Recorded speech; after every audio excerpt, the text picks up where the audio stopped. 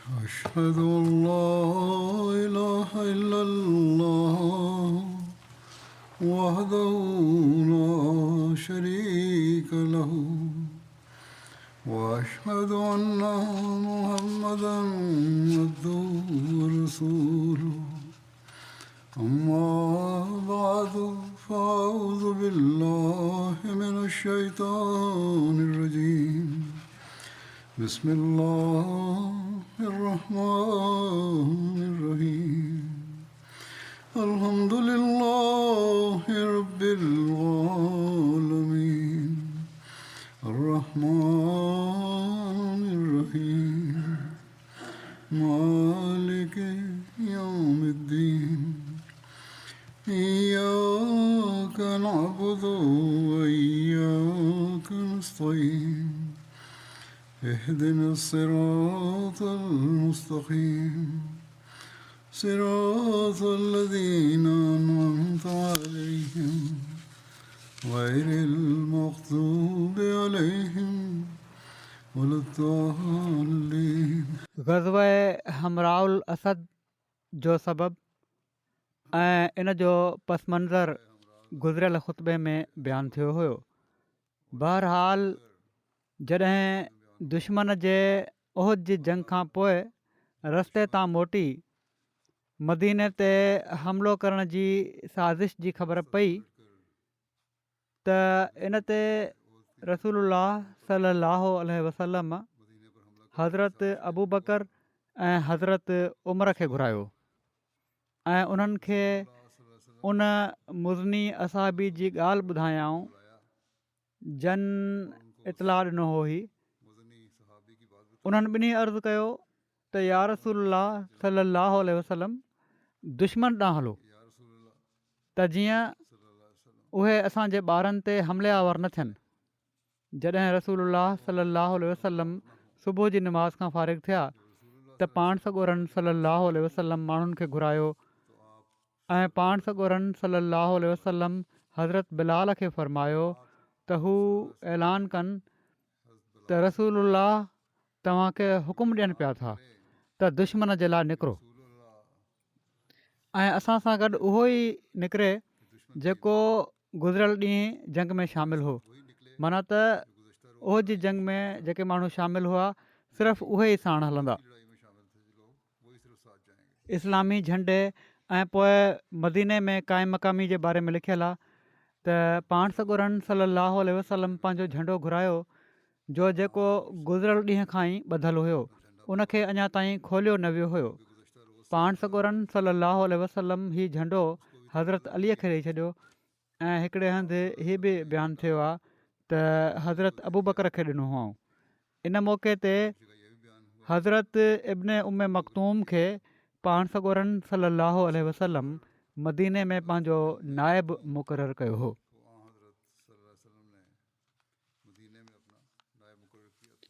सीरत निगार लिखनि था त पाण सॻोरनि सल्लल्लाहु अलैहि वसल्लम जो दुश्मन जो पीछो करण लाइ निकिरण जो फ़ैसिलो इंतिहाई अकुलमंदीअ वारो हो। तफ़सील में हीउ बयानु थियो आहे त मुनाफ़िक़नि जे वेझो उहद वारी जंग में 70 माण्हुनि जे जानी नुक़सान खां पोइ ॿिए ई ॾींहुं दुश्मन जो पीछो बिना वाधारनि माण्हुनि जे करण लाइ वञणु तमामु ख़तरनाक हो। पर बाद जे हालात साबित करे छॾियो त हुज़ूर सल्लल्लाहु अलैहि वसल्लम जो फ़ैसिलो तमामु अकुलमंदी वारो हो, जंहिंसां मुस्लमाननि खे तमामु घणा फ़ाइदा मिलिया। पाण सॻोरनि सल्लल्लाहु अलैहि वसल्लम सॼी राति जंग मां पैदा शुदा सूरत हाल ते ग़ौर कंदे गुज़ारी। हुज़ूर खे अंदेशो हुयो त जेकॾहिं उहद तां वापसि मके वञण वारनि मुशरिकनि सोचियो त जंग जे मैदान में पंहिंजो पासो ॻोरो हूंदे बि असां को फ़ाइदो न वरितो त यकीननि उन्हनि खे शर्मसारी महसूसु थींदी ऐं हू रस्ते तां मोटी मदीने ते ॿीहर हमिलो कंदा।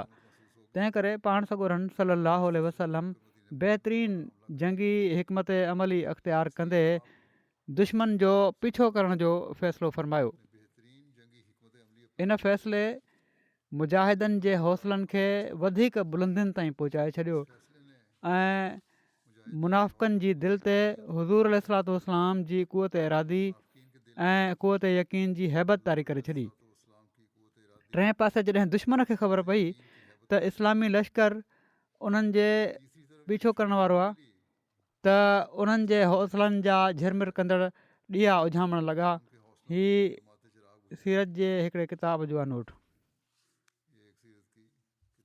रईसुल मुनाफ़िक़ीन अब्दुल्ला बिन उबई बि साण हलण जी इजाज़त घुरी ऐं हू पाण सॻोरनि सलाहु अलैहि वसलम वटि अची हिन ग़ज़वा में शामिलु थियण जी दरख़्वास्त करणु लॻो। हालांकि ग़ज़वा उहद में न सिर्फ़ु ही पाण वापसि मोटियो ऐं पर साण 300 साथी बि वठी मोटी वियो हुयो। अहिड़ी हरकत ते यकीनन हू शर्मसार बि हूंदो ऐं शायदि इन नदामत जो दाग़ मिटाइण जे लाइ या ख़ुदा ख़बर कंहिं ॿी साज़िश हेठि, छो त मुनाफ़िक़नि जी त का ख़बर कोन हूंदी आहे, हीउ पाण सॻोरनि सलाहु अलैहि वसलम जी ख़िदमत में हाज़िर थियो ऐं पाण सॻोरनि सलाहु अलैहि वसलम सां गॾु हलण जी इजाज़त घुरियईं त पाण उनखे गॾु हलण खां झले छॾियऊं। हुज़ूर फरमायो न।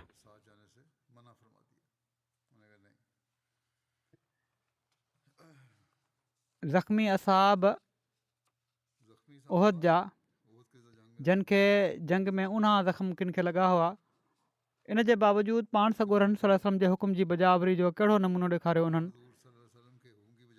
इन बारे में लिखियलु आहे त पाण सॻोरनि सल्लल्लाहु अलैहि वसल्लम जो ही ऐलान हो त इश्क़ ऐं वफ़ा जा ही मुख़लिस जानिसार पंहिंजे ज़ख़्मनि खे संभालींदे ऐं पंहिंजा हथियार खयूं हिकु भेरो वरी निकिरी पवनि। जॾहिं ही पाण सॻोरनि सलाहु अलैहि वसल्लम ऐलान फ़रमायो, फ़ौरी तौर ते हू निकिरी पिया। हज़रत उसैद बिन हुज़ैर खे 9 ज़ख़्म लॻल हुआ। उन्हनि अञा दवा हणण जो इरादो कयो ई हुयो जो उन्हनि जे कननि में ही आवाज़ु पियो त पंहिंजे ज़ख़्मनि ते दवा हणण जे लाइ बि न बीठा ऐं हली पिया। बनु सलमा मां 40 ज़ख़्मी निकिता। पाण सॻोरनि सलाहु अलैहि वसल्लम उन्हनि खे अहिड़ी हालत में बि हुकुम जी तामील कंदे ॾिसी उन्हनि जे लाइ मग़फ़िरत जी दुआ कई ऐं फ़रमायाऊं, अल्लाहुम्म अरहम बनी सलमा, ए अल्लाह बनु सलमा ते रहम फ़रमाए। तुफ़ैल बिन नौमान खे 13 ज़ख़्म लॻा हुआ। ख़िराश बिन सुमा खे 10 ज़ख़्म लॻा हुआ। काब बिन मालिक खे 10 खां वधीक ज़ख़्म ऐं कुतबा बिन आमिर खे 9 ज़ख़्म लॻा हुआ। पर इन जे बावजूदु मुस्लमान पंहिंजे हथियारनि ॾांहुं डोड़िया ऐं पंहिंजे ज़ख़्मनि ते मलम हणण जे लाइ न बीठा।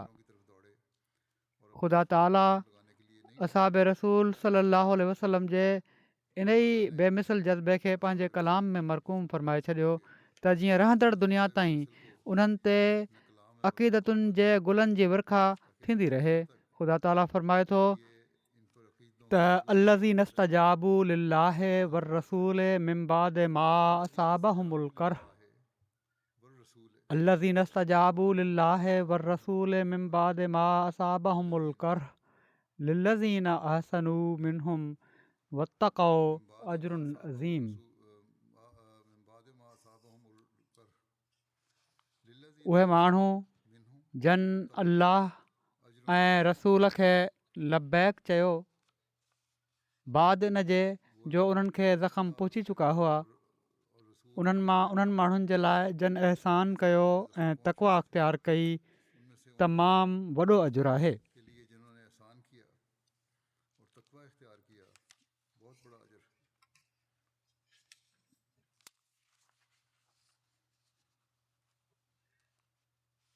हज़रत आयशा फ़रमाईंदी हुयूं त इन जा हिकिड़ा मिसदाक़ हज़रत अबू बकर सिद्दीक़ रज़ी अल्लाह ताला अन्हो ऐं हज़रत ज़ुबैर बिन अवाम रज़ी अल्लाह ताला अन्हो बि आहिनि। हज़रत जाबिर बिन अब्दुल्ला खे साण हलण जी इजाज़त जे बारे में मिले थो ज़िक्र त पाण सॻोरनि सलाहु अलैहि वसल्लम तरफ़ां ही ऐलान कयो वियो हुयो त इन मुहिम में सिर्फ़ु उहे ई साण हलंदा जेके उहद वारी जंग में शामिलु थिया हुआ ऐं इन ई ते सख़्ती सां अमल बि थियो। पर हिकिड़ा ख़ुशबख़्त मुख़लिस असाबी अहिड़ा हुआ जो जेके उहद वारी जंग में शामिलु न थिया पर उन्हनि खे साण हलण जी इजाज़त मरहमत थी हुई ऐं उहे हज़रत जाबिर बिन अब्दुल्ला हुआ।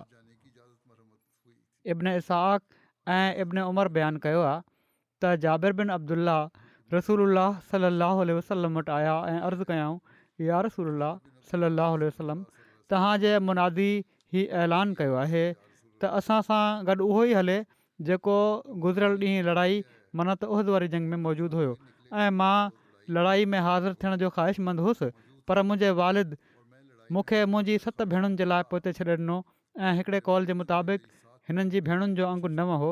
बहरहाल चवनि था मुंहिंजे वालिद चयो त ऐं मुंहिंजा पुट, मुंहिंजे ऐं तुंहिंजे लाइ मुनासिबु नाहे त असां हिननि औरतुनि खे बिना कंहिं मर्द जे छॾे ॾियूं।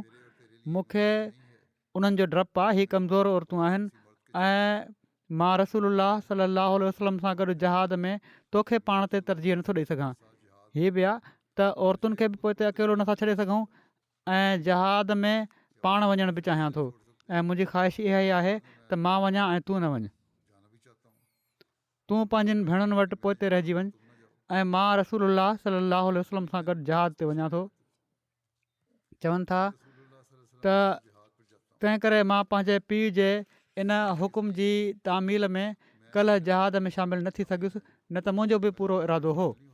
जीअं त हज़रत जाबिर जी इश्क ऐं मुहबत में ॿुॾल ॻाल्हि खे ॿुधी पाण सॻुरनि सल्लल्लाहु अलैहि वसल्लम उन्हनि खे गॾु हलण जी इजाज़त मरहमत फ़रमाई ऐं इन ते हज़रत जाबिर रज़ियल्लाहु ताला अन्हु फ़ख्रिया तौर ते बयानु कंदा हुआ त मूंखां अलावा हुज़ूर सां गॾु को अहिड़ो माण्हू न वियो जेको गुज़िरियल ॾींहं वारे जहाद में शरीक न थियो हुजे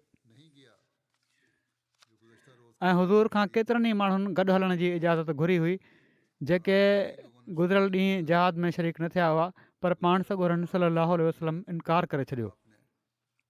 पाण सॻुरा सल्लल्लाहु अलैहि वसल्लम इन हालत में रवाना थिया जो चहिरो मुबारक मजरूह हुयो, निरुण मुबारक ज़ख़्मी हुयो, ॾंदु मुबारक भॻल हुयो, हेठियों चप किन रिवायतुनि जे मुताबिक़ 2 चप अंदरे पासे खां ज़ख़्मी हुआ, सॼो कुल्हो इब्न कमिया जी तलवार जे करे ज़ख़्मी हो ऐं 2 गोॾा बि ज़ख़्मी हुआ। पाण सॻुरा सल्लल्लाहु अलैहि वसल्लम पहिरियां मस्जिद में विया ऐं उते बरकातूं पढ़ियाऊं। माण्हू गॾु थी चुका हुआ। पोइ पाण सॻुरनि सल्लल्लाहु अलैहि वसल्लम पंहिंजो घोड़ो सकब मस्जिद जे दर ते घुरायो। इन ग़ज़वा में सिर्फ़ु पाण सॻुरनि सल्लल्लाहु अलैहि वसल्लम वटि ई घोड़ो हो। जॾहिं पाण सॻुरा सल्लल्लाहु अलैहि वसल्लम रवाना थिया त पाण सॻुरनि सल्लल्लाहु अलैहि वसल्लम ज़िरह ऐं लोही टोप पातो। पाण सॻुरनि सल्लल्लाहु अलैहि वसल्लम जूं सिर्फ़ु अखियूं ई नज़र पियूं अचनि। इन ई दौरान पाण सॻुरनि सल्लल्लाहु अलैहि वसल्लम सां हज़रत तलहा बिन उबैदुल्लाह मिलिया। पाण सॻुरनि सल्लल्लाहु अलैहि वसल्लम उन्हनि खे फ़रमायो, तलहा तुंहिंजा हथियार किथे आहिनि? हज़रत तलहा अर्ज़ु कयो त भरिसां ई पिया आहिनि। हीअ चई हू जल्दी में विया ऐं पंहिंजा हथियार खणी आया। हालांकि उन वक़्तु तलहा जे सिर्फ़ु सीने ते ई उहद जी जंग जा 9 ज़ख़्म हुआ। उन्हनि जे जिस्म ते कुल मिलाए 70 खां मथे ज़ख़्म हुआ। हज़रत तलहा बयानु कनि था त मां पंहिंजे ज़ख़्मनि जी भेट में पाण सॻुरनि सल्लल्लाहु अलैहि वसल्लम जे ज़ख़्मनि जे बारे में वधीक फ़िक्रमंद हुउसि। पाण सॻुरा सल्लल्लाहु अलैहि वसल्लम मूं वटि आया ऐं पुछणु लॻा त तूं दुश्मन खे किथे थो ॾिसीं, माना त तुंहिंजो छा अंदाज़ो आहे त अबू सुफ़ियान ऐं उनजो लश्कर कहिड़े हंधि हूंदो? मूं अर्ज़ु कयो त हेठां इलाइक़े में। पाण फ़रमायाऊं त मुंहिंजो बि इहो ई ख़्यालु आहे। पोइ पाण सॻुरनि सल्लल्लाहु अलैहि वसल्लम फ़रमायो, जेसि ताईं हिननि जो माना त क़ुरैश जो तालुक़ु आहे, उन्हनि खे असां सां आईंदा कॾहिं बि अहिड़े क़िस्म जो मामिलो करण जो मौक़ो नथो मिली सघे एसि ताईं जो अलाह ताला मके खे असांजे हथां फ़तह करे छॾींदो।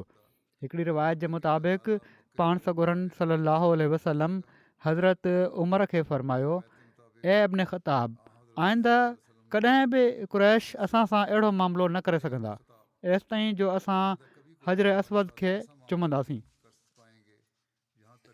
साबित बिन सालबा ख़ज़रजी हमराउल असद ताईं पाण सॻुरनि सल्लल्लाहु अलैहि वसल्लम खे रस्तो ॾसण वारा हुआ।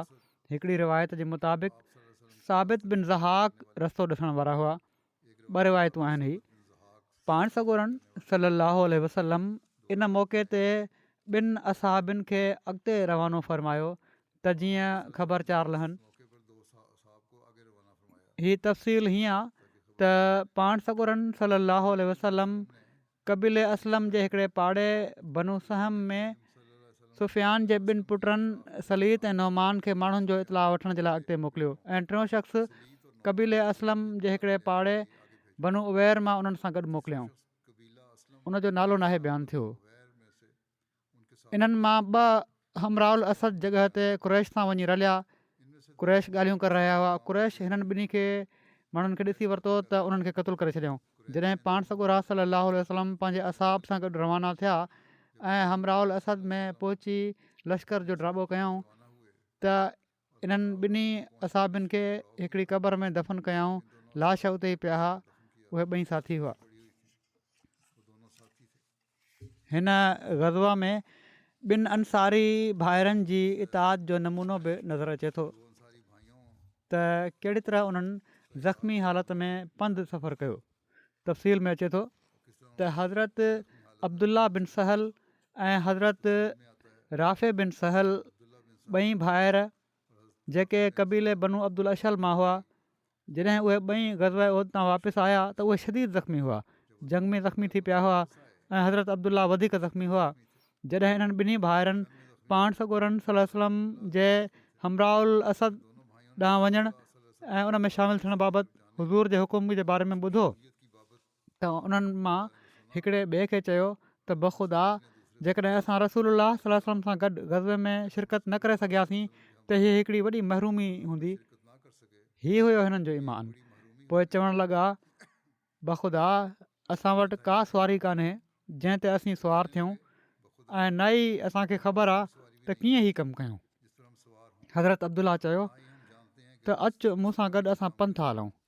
हज़रत राफ़े चयो त अलाह जो कसम मूं में त ज़ख़्मनि जे करे हलण जी सघ बि कान्हे। हीअ हालत हुई। उन्हनि जे भाउ चयो त अचु असां आस्ते आस्ते हलूं था ऐं रसूलुल्लाह सल्लल्लाहु अलैहि वसल्लम ॾांहुं हलूं था। जीअं त हू ॿई किरंदे ड्रहंदे हलणु लॻा।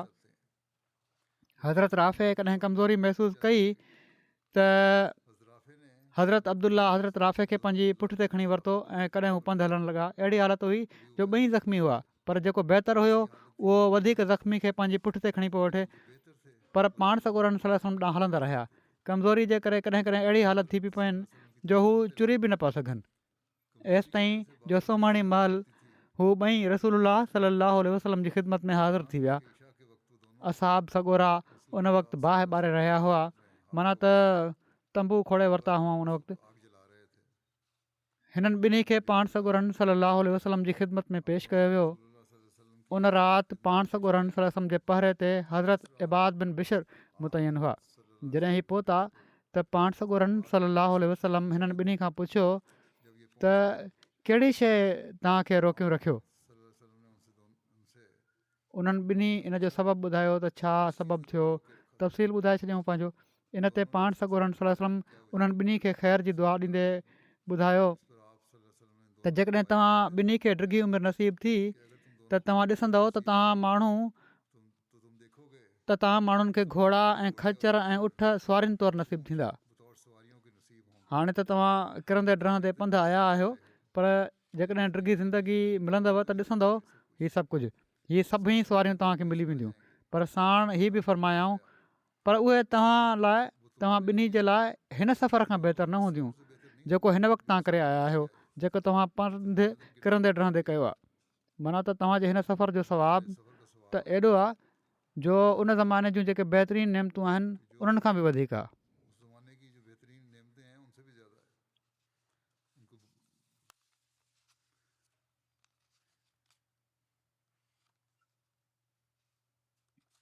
हीअ बि चयो वञे थो त हीउ वाक़ियो हज़रत अनस ऐं मोनस फ़ज़ाला जे पुटनि सां पेश आयो हुयो, तंहिं करे मुमकिन आहे त हीउ वाक़ियो ॿिन्ही सां ई पेश आयो हुजे। वरी ज़िक्र अचे थो त मुसलमाननि जो सफ़र जो समर ऐं हज़रत साद बिन उबादा जी सखावत जो। इन जो तफ़सील हीअं बयानु थिए थो त हज़रत जाबिर बिन अब्दुल्ला बयानु कनि था त ग़ज़वा हमराउल असद में असांजो आम सफ़र जो जेको समर हुयो उहे खजूरूं ई हुयूं, खजूरूं ई खाईंदा हुआसीं। हज़रत साद बिन उबादा 30 उठ ऐं खजूरूं उन्हनि आंदियूं जेके हमराउल असद जॻह ताईं असांजे लाइ काफ़ी रहियूं। रावी ही बि लिखियो आहे त हू उठ काहे आया हुआ जेके कंहिं ॾींहुं 2 या कहिड़े ॾींहुं 3 करे ज़िबह कया वेंदा हुआ। कॾहिं कॾहिं उठनि जो गोश्त बि खाधो वेंदो हुयो खजूरुनि सां गॾु।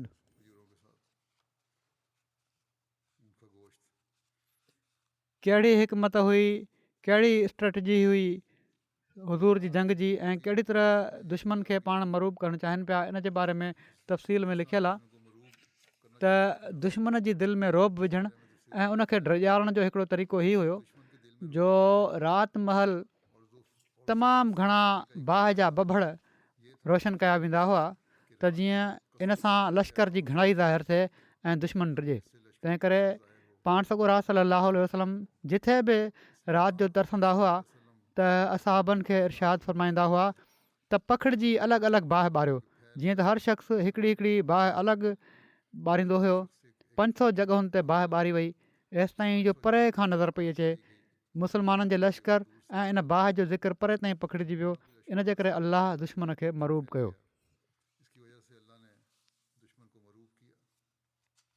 हिकिड़ो ज़िक्र अचे थो त माबद ख़ज़ाई जी इन दौरान में पाण सॻोरन सलाहु वसलम सां मुलाक़ात थी ऐं पोइ हू अबू सुफ़ियान वटि बि वियो ऐं पोइ कुरैश खे इस्लाम जे लश्कर खां उन ड्रिॼारियो। इन जो तफ़सील हीअं बयानु थियो आहे त माबद बिन अबू माबद ख़ुदाई पाण सॻोरन सलाहु वसलम सां मिलियो। हीअ अञा ताईं मुशरिक़ हो। किन सीरत निगारनि इन मौक़े ते उन जे इस्लाम क़बूल करण जो बि ज़िक्र कयो आहे, पर अक्सर हीअ चयो आहे त उन वक़्तु उन इस्लाम क़बूल न कयो हुयो, अलबत बाद में हिन इस्लाम क़बूल कयो हो। बनु ख़ुज़ा जा अहले ईमान ऐं मुशरिक़ पाण सॻोरन सलाहु वसलम सां इख़लास जो इज़हार कंदा हुआ। हीअ पर इन जा जेके ॿिया क़बीले जा माण्हू हुआ उन्हनि मां केतिरनि ई ईमान आंदो हुयो, इख़लास जो इज़हार बि हुयो उन्हनि में। हिननि माण्हुनि जो पाण सॻोरन सलाहु वसलम सां वाइदो हुयो त हू पाण सॻोरन सलाहु वसलम खां कुझु न लिकाईंदा।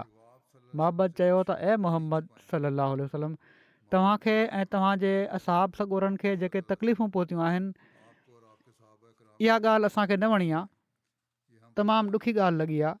असांजी त इहा ई ख़्वाहिश आहे त अलाह ताला तव्हांजो रुतबो बुलंद करे ऐं तव्हांखे हर तकलीफ़ खां महफ़ूज़ रखे। इन हमदर्दी जे इज़हार ते रसूलुल्लाह सलाहु वसलम मोहम्मद खे फ़रमायो त अबू सुफ़ियान जी हौसला शिकनी कर, तूं वञी थो अॻिते सफ़र में उन सां मिल ऐं उनखे थोरो ड्रिॼार। कहिड़ी तरह ही पंहिंजी हिकमत अमली हिननि पाण ठाहिणी हुई। पोइ मोहम्मद उतां मके ॾांहुं रवानो थी वियो ऐं पाण सॻोरा सलम हमराउल असद में ई तरसिया रहिया। हू रोहा जॻह ते अबू सुफ़ियान ऐं उन जे साथियुनि सां मिलियो। रोहा मदीने खां तक़रीबन 40 मीलनि जी मुसाफ़त ते हिकिड़ी जॻह आहे। उन वक़्तु कुरैश जे लश्कर रसूलुल्लाह सलाहु वसलम ॾांहुं वापसी करण ते इतफ़ाक़ करे वरितो हुयो ऐं उन्हनि चयो त असां हिननि जे बहितरीन ऐं सरदार ऐं क़ाइद माण्हुनि खे क़तलु कयो आहे। हालांकि अहिड़ी बि ॻाल्हि कोन हुई। हज़रत हमज़ा समेत 2-3 नाला थी सघनि था, न त पाण सॻोरन सलम समेत हज़रत अबू बकर रज़ी ताला अनहो, हज़रत उमर रज़ी ताला अनहो, हज़रत उस्मान रज़ी ताला अनहो, हज़रत अली रज़ी ताला अनहो सां गॾु केतिरा ई नाम्यारा सरदार ऐं क़ाइद ख़ुदा जे फज़ल सां उहिद वारी जंग में महफ़ूज़ ऐं मामून रहिया हुआ। पोइ चवणु लॻा त असां हिननि जी पाड़ पटण खां पहिरियां ई वापसि हली पियासीं। हाणे असां हिननि जे बाक़ी माण्हुनि ते मोटी हमिलो कंदासीं। असां बाक़ी माण्हुनि खे मोटी उन्हनि खे हलाक करे छॾींदासीं ऐं उन्हनि खां फ़ारिग़ थी वेंदासीं। जॾहिं अबू सुफ़ियान मोहम्मद खे ॾिठो त चयाईं हीअ मोहम्मद आहे, हिन वटि का ख़बर हूंदी। इन चयो मोहम्मद पोइ हिते हालात कीअं आहिनि? उन चयो ड्रिॼारण जे लाइ अबू सुफ़ियान खे उन चयो त मां मोहम्मद सलाहु वसलम ऐं उन्हनि जे साथियुनि खे इन हालत में छॾियो आहे जो हू एॾो जरार लश्कर खणी तव्हांजो पीछो करणु निकिरी पिया आहिनि जो मां अॼु ताईं एॾो वॾो लश्कर नाहे ॾिठो। औस ऐं ख़ज़रत जा जेके माण्हू काल्ह पोइते रहिजी विया हुआ उहे बि उन्हनि सां अची रलिया आहिनि। पाण वटां हिन कुझु कहाणी बणाए छॾी ऐं उन्हनि अहद कयो आहे त हू वापसि न वेंदा एसि ताईं जो तव्हांखे अची झलनि ऐं तव्हां खां पलव न वठी वठनि। हू पंहिंजी क़ौम जे करे वॾी कावड़ में आहिनि ऐं पंहिंजे इन फ़ैल ते वॾा शर्मसार आहिनि त पहिरियां ई शामिलु न थिया। उन्हनि में तव्हांजे ख़िलाफ़ु अहिड़ी कावड़ आहे जो मां एॾी शदीद कावड़ कॾहिं बि नाहे ॾिठी। अबू सुफ़ियान चयो, मौत पवई, छा थो पियो चईं? उन चयो, लॻे थो तूं हितां न वेंदे एसि ताईं जो तूं घोड़नि जा निरड़ न ॾिसी वठीं। हीअ बि हिननि जो मुहावरो आहे त वापसी हलाकत न थी वञे। बख़ुदा असां त हिननि ते ग़लबो हासिलु करे उन्हनि खे पहाड़ुनि खां पटे छॾण ते इतफ़ाक़ करे वरितो आहे। अबू सुफ़ियान चवणु लॻो, मोहबत चयो, मां वरी तोखे इन फ़ैल खां रोकियां थो जेको भवाइतो मंज़र मूं ॾिठो आहे उन मूंखे शेर चवण ते मजबूर करे छॾियो आहे। अबू सुफ़ियान चयो, उहे कहिड़ा शेर आहिनि? मोहबत ही शेर चया, कादत तो हदो मिनल असवात राहिलती इज़ सालतिल अर्ज़ो बिल जुर्दिल अबाबील तरदी बे उसदिन करामिन लातना बिलतिन इंदल लिकाए वला मीलिन माज़ील फज़लतो अदवन अज़ुन्नुल अर्ज़ माइलतन लम्मा समो बिरईसिन गैर मखज़ूल फ़कुलतो वैलबने हरबिन मिन लिकाएकुम इज़ा तगतम तातुल बतहाओ बिलजील इन्नी नज़ीरुन ले अहलिल बसले ज़ाहियतन लेकुल्ले ज़ी इरबतिन मिनहुम व माक़ूल मिन जैश अहमद वला वख़शिन तनाबिला व लईसा यूसफ़ो मा अंज़रतो बिलकील। त जॾहिं ज़मीन ते आला नसुल जा घोड़ा टोलनि जा टोला हलणु लॻा त उन्हनि जे सुंबनि जे आवाज़ सां परे न हो त मुंहिंजी ॾाची घबराहट विचां थाॿड़णु लॻे ऐं किरी पए। हाणे उते सिर्फ़ु हिकिड़ो घोड़ो हुयो, पर हिन बि अहिड़ो वधा करे मंज़रु अखियुनि अॻियां ॿधो पंहिंजे शेरनि में जंहिं ड्रजारे छॾियो उन्हनि माण्हुनि खे। वरी चवनि था त उन्हनि घोड़नि ते उम्द शींहं जहिड़ा बहादुर जंगजू चढ़ियल हुआ जेके नई ॼामड़ा आहिनि ऐं नई लड़ाई में हथे ख़ाली ऐं न शह सवारी में अनाड़ी, माना त जंग में ख़ूब माहिर ऐं तीर ऐं तलवार सां मुसल ऐं शह सवारी जे मैदान में लाजवाब आहिनि। इन ते मां ख़बर ॾियण जे लाइ तेज़ीअ सां भॻुसि ऐं मूंखे ईअं पियो लॻे जीअं ज़मीन झुकंदी पई थी वञे उन्हनि घोड़नि जे अॻियां जिन ते उहो अज़ीमुशान जर्नैल बुलंद हुयो जेको अकेलो न, माना त लाल लश्कर समेत वधंदो पियो थो अचे। ऐं मां पंहिंजी दिलि में चयो, ए लश्कर वारो, तव्हां सां जंग करण में इब्न हर्ब माना त अबू सुफ़ियान जी हलाकत आहे। जॾहिं जंग जो मैदान लश्कर जे आवाज़ सां गूंजी पवंदो, मां कुरैश वारनि मां हर दाना ऐं माक़ूल शख़्स खे अहमद सल्लल्लाहु अलैहि वसल्लम जे इन अज़ीम लश्कर खां ख़बरदार कयां थो जंहिंजी फ़ौज बेकार ऐं किरियल माण्हुनि ते ॿधल नाहे। हिन लश्कर जी दहशत खे जंहिंखां मां तव्हांखे आगाह कयां पियो थो लफ़्ज़नि में बयानु नथो करे सघिजे। मोहबत जी हिन आसाब शिकिन ॻाल्हि ॿोल ऐं उन जे इन्हनि शहरनि सां गॾोगॾु सफ़वान बिन उमैया जी ॻाल्हि ॿोल जे करे अबू सुफ़ियान ऐं उन जे साथियुनि जा हौसला पस्त थी विया ऐं उन्हनि ते घबराहट ऐं रोब तारी थी वियो ऐं अबू सुफ़ियान खे आफ़ियत इन ई में नज़र आई त हू जेतिरो जल्दी थी सघे पंहिंजे लश्कर खे वठी मके वापसि पहुची वञे। इन बारे में हिकिड़ो नोट बि आहे रिसर्च सेल तरफ़ां त पाण सॻुरन सलाहु वसलम जो मोहबत खे ई फ़रमाइणु त अबू सुफ़ियान जी हौसला शिकनी कर सीरत जे किन किताबनि ई बयानु कयो आहे ऐं किन नाहे बयानु कयो। चवनि था त हिकिड़ो इम्कान आहे ही त हीअ जंगी हिकमत अमली तौरु पाण सॻुरन वसलम मोहबत खे अहिड़ी ॻाल्हि चई हुजे ऐं हीअ बि मुमकिन आहे ऐं वधीक अकुल जे वेझो आहे त पाण सॻुरन वसलम त उनखे कुझु न फ़रमायो, पर हू छो त मुस्लमाननि सां हमदर्दी रखे पियो तंहिं करे अलाह ताला उन जी दिलि में हीउ विधो हुजे ऐं उन पाण वटां अबू सुफ़ियान सां हीअ सॼी ॻाल्हि कई हुजे। बहरहाल हीअ त हिननि जो नोट आहे, पर मोहबत जेको कुझु बि चयो हीअ उन्हनि जी पंहिंजी सोच हुई। पाण सॻुरन सल्लल्लाहु अलैहि वसल्लम तमामु वाज़े तौर ते कंहिं क़िस्म जी ग़लति बयानी लाइ न चयो हुउसि, पर जहिड़ी तरह उन ड्रजारियो जेको मंज़रु अखियुनि अॻियां ॿधईं उन सां काफ़र बहरहाल डिॼी विया। इन ई दौरान जो मुशरिकनि जो लश्कर मके वापसी जी तयारी करे पियो, जो अबू सुफ़ियान जे भरिसां अब्दुल कैस जो हिकिड़ो क़ाफ़िलो लंघियो जंहिं दरअसल उन ई हंधि ड्राबो कयो हुयो। उन पुछियुसि त काॾे पियो थो वञी? उन चयो त असीं मदीने पिया था वञूं।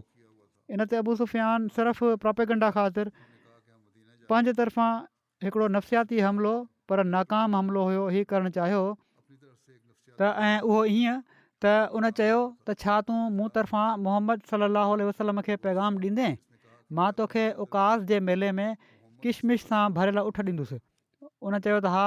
अबू सुफ़ियान चयो, जॾहिं तूं पाण सॻोरन सलम सां मिली त उन्हनि खे चइजांइ त असां पाण में सलाह करे वरिती आहे त असां उन्हनि ॾांहुं ऐं उन्हनि जे असहाब ॾांहुं अचूं पिया था त जीअं उन्हनि जे बाक़ी माण्हुनि खे पाड़ खां पटे उछले छॾियऊं। असां तव्हां माण्हुनि जो पीछो कयूं पिया था। ऐं हीअ चई करे अबू सुफ़ियान मके ॾांहुं हली पियो। हीउ काफ़िलो पाण सॻोरन सलम सां हमराउल असद जॻह ते मिलियो। अबू सुफ़ियान ऐं उन जे साथियुनि जेको हुज़ूर जे बारे में चयो हुयो, अब्दुल कैस, उहो हुज़ूर खे ॿुधाए छॾियो। पाण ई ॿुधी फ़रमायाऊं, हस्बुन अल्लाह व नेमल वकील, माना त असांजे लाइ अलाह काफ़ी आहे ऐं उहो केॾो न सुठो कारसाज़ आहे। बहरहाल हमराउल असद में कुझु क़याम थियो ऐं उनखां पोइ इस्लामी लश्कर जी बि वापसी थी वई, छो त काफ़र त उतां रवानो थी विया हुआ। इन जे तफ़सील में लिखियलु आहे त माबद ख़ुदाई जी ॻाल्हि ॿुधी अबू सुफ़ियान मदीने ॾांहुं पेशकदमी करण जो इरादो छॾे ॾिनो ऐं मके ॾांहुं रवानो थी वियो। त माबद हिकिड़े शख़्स ज़रिए अबू सुफ़ियान जी रवानगी जी ख़बर पाण सॻोरन सलम खे मोकिले छॾी। पाण सॻोरन सलम सूमर, अंगारे ऐं अरबा जॾहिं उते क़याम फ़रमायो ऐं पोइ पाण सॻोरा सलम मदीने वापसि विया। बलादरी बयानु कयो आहे त पाण सॻोरा सलम हिन सफ़र जे लाइ मदीने खां 5 ॾींहं ॿाहिरि रहिया। हिकिड़ी रिवायत में आहे त पाण सॻोरा सलम जुमे जे ॾींहुं मदीने वापसि आया ऐं 5 ॾींहं मदीने खां ॿाहिरि रहिया। हज़रत अबू उबैदा चवनि था त रसूलुल्लाह सलाहु वसलम मदीने ॾांहुं वापसि अचण खां पहिरियां मुआविया बिन मुग़ीरा खे गिरफ़्तार करे फिटी कयो हुयो। मुआविया बिन मुग़ीरा अब्दुल मलिक बिन मरवान जो नानो हुयो। मुआविया खां अलावा अबू अज़ा जमही खे बि गिरफ़्तार करे रखियो हुओ। मुआविया बिन मुग़ीरा जे बारे में रिवायत आहे त हज़रत ज़ैद बिन हारसा ऐं हज़रत अम्मार बिन यासिर मुआविया खे हमराउल असद तां वापसी ते क़तलु कयो, जंहिंजो सबबु हीउ हुयो जो मुआविया लिकी मदीने में रहे पियो ऐं मदीने जे हालात जी ख़बर मुखालफ़नि खे ॾींदो हुयो। जॾहिं पकड़िजी पियो त हज़रत उस्मान जी पनाह में हलियो वियो। हज़रत उस्मान रसूलुल्लाह सल्लल्लाहु अलैहि वसल्लम खां उन जे लाइ अमान घुरी। पाण सॻोरन सल्लल्लाहु अलैहि वसल्लम अमान ॾींदे फ़रमायो त हीउ 3 ॾींहंनि अंदरि हितां हलियो वञे। जेकॾहिं 3 ॾींहंनि खां पोइ हिन खे हिते ॾिठो वियो त क़तलु कयो वेंदो, पर हीउ 3 ॾींहंनि खां पोइ बि उते तरसियो रहियो ऐं लिको रहियो। त रसूलुल्लाह सल्लल्लाहु अलैहि वसल्लम हिननि ॿिन्ही माना त हज़रत ज़ैद बिन हारसा ऐं हज़रत अम्मार बिन यासिर खे फ़रमायो त तव्हां खे फलाणे हंधि ई लिकल नज़र ईंदो, जीअं त उन्हनि ॿिन्ही ॾिठो त हू उते ई आहे ऐं उनखे क़तलु करे छॾियऊं। वरी लिखियलु आहे त इते ई हमराउल असद जॻह ते पाण सॻोरन सल्लल्लाहु अलैहि वसल्लम मुशरिकनि जे शाइर अबू अज़ा खे गिरफ़्तार कयो हुयो। हीउ उहो अबू अज़ा आहे जेको ग़ज़वे बदर महल मुस्लमाननि जे हथु गिरफ़्तार थियो हुयो ऐं रसूलुल्लाह सल्लल्लाहु अलैहि वसल्लम खे इन पंहिंजी गुरबत ऐं धीअनि जो वास्तो ॾिनो त मां ॿचिड़े वाल आहियां, मुंहिंजी धीअनि जो को सरपरस्त कोन्हे, मूं ते रहम फ़रमायो। जंहिं ते पाण सॻोरन सल्लल्लाहु अलैहि वसल्लम इन जी धीअनि जे करे हिन खे बिना फिदियो वरिते बिना अहसान तौरु छॾे ॾिनो हुयो ऐं उनखां ई अहद वरितो हुआऊं त आईंदा हू न ई पाण सॻोरन सल्लल्लाहु अलैहि वसल्लम जे ख़िलाफ़ु जंग ते ईंदो ऐं न ई पाण सॻोरन सल्लल्लाहु अलैहि वसल्लम जे ख़िलाफ़ु लश्कर गॾु कंदो ऐं न पाण सॻोरन सल्लल्लाहु अलैहि वसल्लम जे ख़िलाफ़ु कंहिंखे भड़काईंदो, पर उन पंहिंजो अहद टोड़े छॾियो ऐं उहद वारी जंग में कुरैश सां गॾु वापसि आयो। हीउ माण्हुनि खे जोश ॾियाराईंदो हुयो ऐं पंहिंजे शेरनि ज़रिए उन्हनि खे भड़काईंदो हुयो त पाण सॻोरन सल्लल्लाहु अलैहि वसल्लम जे ख़िलाफ़ु जंग कयो। पाण सॻोरन सल्लल्लाहु अलैहि वसल्लम हीअ दुआ फ़रमाई त हीउ शख़्स हिन भेरे बची न वञी सघे, जीअं त हीउ वरी गिरफ़्तार थियो। हिकिड़े कॉल जे मुताबिक़ उहद वारी जंग खां पोइ जॾहिं मुशरिक वापसी ते हमराउल असद जॻह ते तरसिया त हीउ अबू उज़ा खे सुतो छॾे विया। हीउ ॾींहुं चढ़ी वञण ताईं गाफ़िल पियो सुतो रहियो। इन खे गिरफ़्तार करण वारा शख़्स हज़रत आसिम बिन साबित हुआ। हिन ग़ज़वा में इहो ई अकेलो मुशरिक हुयो जेको गिरफ़्तार थियो। हिकिड़ो कॉल आहे त हिन खे गिरफ़्तार करण वारा हज़रत उमैर बिन अब्दुल्ला हुआ। गिरफ़्तारी खां पोइ अबू अज़ा खे पाण सॻोरन सल्लल्लाहु अलैहि वसल्लम जे साम्हूं आंदो वियो। पाण सॻोरन सल्लल्लाहु अलैहि वसल्लम खे ॾिसी उन चयो, ए मोहम्मद सल्लल्लाहु अलैहि वसल्लम, मूंखे छॾे ॾियो, मूं ते अहसान फ़रमायो ऐं मुंहिंजियुनि धीअनि ख़ातिर मूंखे आज़ादु करे छॾियो। मां तव्हांजे साम्हूं वाइदो थो कयां त आईंदा कॾहिं बि अहिड़े क़िस्म जी हरकत न कंदुसि। पाण फ़रमायाऊं त न, ख़ुदा जो कसम, हाणे तुंहिंजे चहिरे खे मको ॾिसणु नसीबु न थींदो। हिकिड़ी रिवायत में आहे त हाणे तूं पंहिंजी इन ॾाढ़ीअ सां हजरे अस्वद वटि वेही हीअ न चई सघंदे त मां मोहम्मद सल्लल्लाहु अलैहि वसल्लम खे धोखो ॾेई आयो आहियां। पोइ पाण हज़रत ज़ैद ॾांहुं मुतवजो थी हुकुम ॾिनऊं त हिन खे मारे विझ। हिकिड़ी रिवायत आहे त हीउ हुकुम पाण हज़रत आसिम बिन साबित खे ॾिनो हुआऊं ऐं पोइ पाण फ़रमायाऊं मोमिन हिकिड़े ॿिर मां ॿ भेरा नाहे ॾंगियो वेंदो। बाक़ी इनशाला आईंदा बयानु थींदो। दुआऊं जारी रखो दुनिया जे हालात जे लाइ। अलाह ताला हर अहमदी खे हर क़िस्म जे शर खां महफ़ूज़ रखे। हिन वक़्तु मां हिकिड़ो जनाज़ो बि पढ़ाईंदुसि जेको मुकरम फराज़ अहमद ताहिर, जेके ऑस्ट्रेलिया में कुझु ॾींहं पहिरियां शहीद थिया, उन्हनि जो आहे। हिन वाक़े जे बारे में लिखियलु आहे त ऑस्ट्रेलिया जे शहर सिडनी जे मशहूरु इलाइक़े बंडाई जे हिकिड़े शॉपिंग सेंटर में हिकिड़े ऑस्ट्रेलियन शख़्स हिननि खे चाकू जा हमला करे शहीद करे छॾियो। इन्ना लिल्लाहि व इन्ना इलैहि राजिऊन। मरहूम शॉपिंग सेंटर में सिक्योरिटी गार्ड तौरु कमु करे रहिया हुआ। मरहूम जी उमिरि 30 साल हुई ऐं ग़ैर शादीशुदा हुआ। इन हमले में 12 माण्हू ज़ख़्मी थिया ऐं 6 माण्हू फ़ौत थिया। 6 फ़ौतियुनि मां 5 औरतूं हुयूं। फराज़ अहमद ताहिर साहब मरहूम जो तालुक़ु रबवा सां हुयो। 2018 में पाकिस्तान मां श्रीलंका हलिया विया। 4 साल उते रहिया। पोइ गुज़िरियल साल UNHCR वसीले ऑस्ट्रेलिया आया। गुज़िरियल महीने मरहूम पंहिंजो सिक्योरिटी लाइसेंस ठारायो हुयो ऐं जॾहिं ॾींहुं मरहूम जी वफ़ात थी उन ॾींहुं शॉपिंग सेंटर में मरहूम जी ॾींहं महल पहिरियां जॉब लिखियलु हुयो त राति जो ड्यूटी ॾींदा हुआ, पर हीअ ॾींहं महिल ही पहिरीं ड्यूटी हुई। तफ़सीलनि जे मुताबिक़ जॾहिं मुकरम फराज़ अहमद ताहिर मरहूम माण्हुनि खे परेशानी जी हालति में हेॾे होॾे भॼंदे ॾिठो त हमलेआवर खे रोकण जे लाइ अॻिते वधिया, जंहिं ते हमलेआवर मरहूम ते हमिलो कयो, जंहिंसां हू चढ़ी न सघिया। इन हमले में फ़ौत थियण वारा पाण पहिरियां माण्हू हुआ। मरहूम जे ख़ानदान में अहमदियत हिननि जे परॾाॾे मुकरम मियां अहमद साहब जे ज़रिए आई, जेके ज़िले शाहपुर जा रहण वारा हुआ। मरहूम जे ॾाॾे मुकरम सूफ़ी अहमद यार साहब खे हिकिड़े वॾे वक़्त खां जमायती ख़िदमत जी तौफ़ीक़ मिले पई थी। हिननि जा वालिद बशीर अहमद साहब 2005 में, जॾहिं त वालदा रज़िया बेगम 2014 में फ़ौत थी वियूं हुयूं। मरहूम जे घर भातियुनि में 3 भाइर 2 भेणूं ऐं ॾाॾो सूफ़ी अहमद यार साहब शामिल आहिनि। इन जे तफ़सीलनि में हिननि जे बारे में वधीक ई बि आयो आहे त ऑस्ट्रेलिया जे वज़ीर आज़म ऐं न्यू साउथ वेल्स जे प्रीमियर फराज़ अहमद ताहिर साहब मरहूम जी बहादुरी ऐं क़ुर्बानी खे भेटा पेश कई। अहिड़ी तरह ऑस्ट्रेलिया में मुक़ीम पाकिस्तान जे हाई कमिश्नर साहब बि फराज़ अहमद ताहिर मरहूम जी बहादुरी खे भेटा पेश कंदे अफ़सोस जो इज़हार कयो ऐं हर क़िस्म जे ताउन जो यकीन ॼाणायो। मरहूम ऐं हिन वाक़े जे बारे में मीडिया में 120 खां वधीक न्यूज़ शाया थियूं ऐं वधीक थियनि पियूं थियूं। अॼु उन्हनि जो उते जनाज़ो हुयो।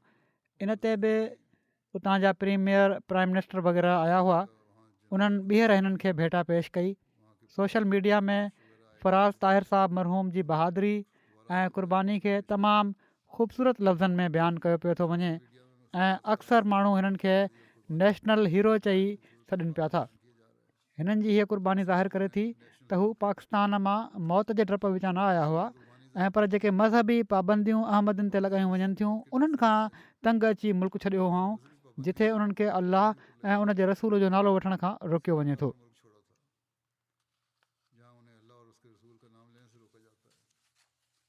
सदर ख़ुदामुल अहमद या अदनान कादिर चवनि था त 21 अप्रैल आचर जे ॾींहुं ऑस्ट्रेलियन गवर्नमेंट तरफ़ां हिकिड़े शॉपिंग मॉल जे वेझो हिकिड़ो प्रोग्राम मुनक़िद कयो वियो, जंहिंजो मक़सदु उन्हनि सभिनी माण्हुनि खे भेटा पेश करणु हुयो जेके हिन वाक़े में फ़ौत थी विया आहिनि। इन प्रोग्राम में वज़ीर आज़म Australia, premier New South Wales, opposition leader, member of parliaments, local ऐं ॿियनि कौंसिल जा मेयर्स ऐं पुलिस ऐं आर्मी ऐं नेवी जे आला ऑफिसरनि, वॾे अंग में मीडिया ऐं ज़िंदगी जे ॿियनि शोबनि सां तालुक़ु रखण वारनि आला ऑफिसरनि शिरकत कई। इन मौक़े ते जमायत जे मेंबरनि खे बि इन प्रोग्राम में दावत ॾिनी वई। हिननि जा वॾा भाउ मुदसिर बशीर चवनि था, मरहूम नंढपिण खां ई तमामु महिनती, खिलमुख ऐं दिलेर तिफ़िल हुयो। मरहूम जी उमिरि 11 साल हुई जॾहिं असांजे वालिद साहिबु फ़ौत थी विया। त चवनि था त असांजे वॾे भाउ मुज़फ़र अहमद साहिबु असांखे हिकिड़े पीउ वांगुरु पालियो। मरहूम पंहिंजी तालीम सां गॾोगॾु भाउ जे कारोबार में मदद कंदो हुयो।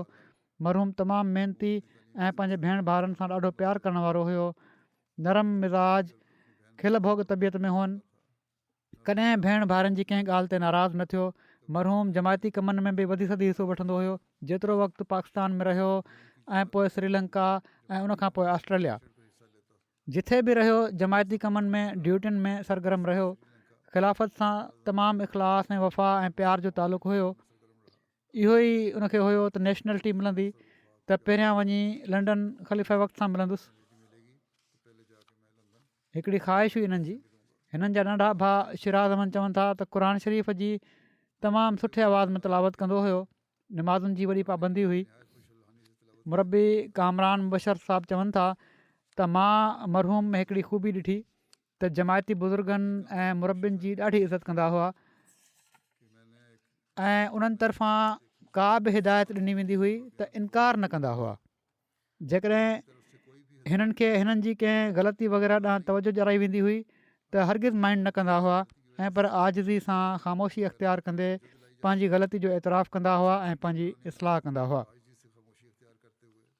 हिननि जा हिकिड़ा दोस्त अहमद इब्राहिम चवनि था त मरहूम दीन ऐं ख़िलाफ़त सां बेमिसाल मोहबत करण वारा वजूद हुआ। जमायत जे उहिदेदारनि जी इज़त करण वारा, नमाज़ुनि जा पाबंद हुआ। मुंहिंजो हिननि सां हिकिड़े भाउ ऐं दोस्त जो रिश्तो बणिजी वियो हुयो।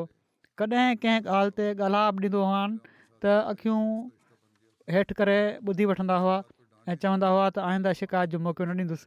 तमामु खिलमुख ऐं वॾी मोहबत करण वारो इंसानु हुयो। ब्रिस्बेन जा सदर जमात चवनि था त गुज़िरियल महीने मार्च में हफ़्ते जे लाइ ब्रिस्बेन आया ऐं अचण जो सबबु पंहिंजे दोस्तनि ऐं मिटनि माइटनि सां मुलाक़ात ॿुधायूं ऐं साण ई चयाऊं त जेकॾहिं दिलि में का नाराज़गी आहे या शिकवो आहे कंहिंजी दिलि में त मां माफ़ी घुरी ठाह करणु आयो आहियां। बार बार सभिनी खां माफ़ी घुरंदा रहिया। ईअं पियो लॻे त ग़ालिबन सभिनी खे ख़ुदा हाफ़िज़ चवणु आया आहिनि। हिननि जा हिकिड़ा दोस्त आहिनि शजर अहमद चवनि था त हिकिड़ा महिनती, दिलेर ऐं फ़र्ज़शनास इंसानु हुआ। मरहूम सां गॾु ज़ख़्मी थियण वारे ॿिए सिक्योरिटी गार्ड ॿुधायो त जीअं ई हमलियावर शॉपिंग सेंटर में दाख़िलु थियो ऐं उनखे ॾिसी माण्हू भॼणु लॻा त मरहूम दिलेरी जो मुज़ाहिरो कंदे उनखे रोकण जी कोशिशि कई ऐं उनजे साम्हूं वञी बीठा ऐं ॿियनि जी हिफ़ाज़त कंदे पंहिंजी जान जो नज़रानो पेश करे छॾियऊं।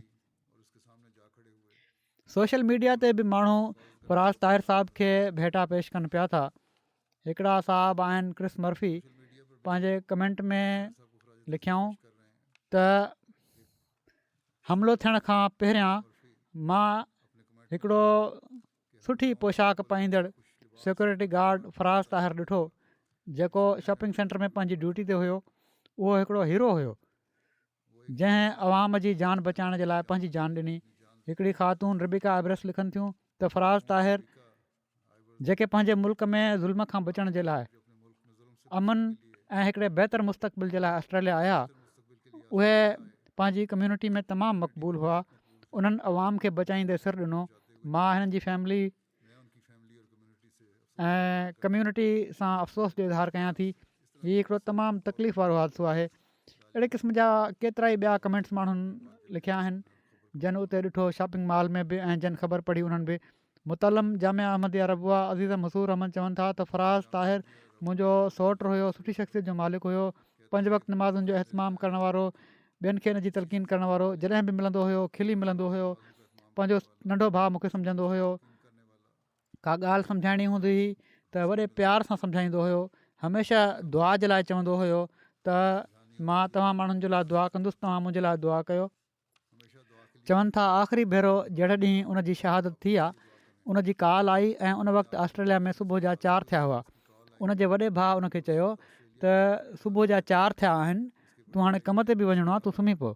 उन चयो त मां हाणे तहजिद पढ़ियो आहे ऐं तव्हां सभिनी जे लाइ दुआ बि कई आहे। हाणे फजर जी नमाज़ पढ़ी कम ते निकिरी वेंदुसि, सुम्हण जो टाइम कोन्हे। उन जी सुबुह जी शिफ्ट जो ई पहिरियों ॾींहुं हुयो, पहिरियां उन जी शिफ्ट शाम जो हूंदी हुई। पोइ इहे लिखनि था त असांजे ख़ानदान जी ही टीं शहादत आहे। पहिरियां मुंहिंजा मासड़ मोहम्मद नवाज़ साहबु औरंगी टाउन कराची में 11 सेप्टेंबर 2012 में शहीद थिया। वरी हिननि जा मामा एजाज़ अहमद साहबु औरंगी टाउन कराची में 4 सेप्टेंबर 2013 में शहीद थिया। हाणे फराज़ अहमद साहब जी शहादत थी आहे। सो जहिड़ो की मां चयो, पहिरियां बि चयो हुयो, हिननि ॿुधाए छॾियो त मां मौत जे डप विचां न आहियां, मुल्क मां निकितो ऐं पर मज़हबी आज़ादी जे लाइ आयो आहियां। अलाह ताला मरहूम जा दर्जा बुलंद फ़रमाए ऐं सभिनी घर जे भातियुनि खे बि सबुरु ऐं हौसलो अता फ़रमाए।